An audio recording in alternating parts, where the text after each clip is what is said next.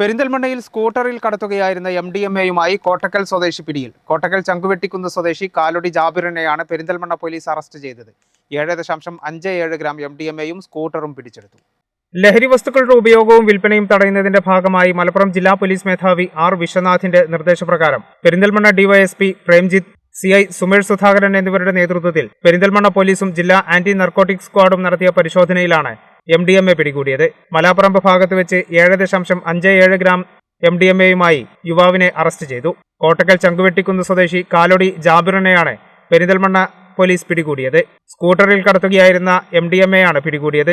ലഹരി കടത്താൻ ഉപയോഗിച്ച സ്കൂട്ടറും പിടിച്ചെടുത്തു.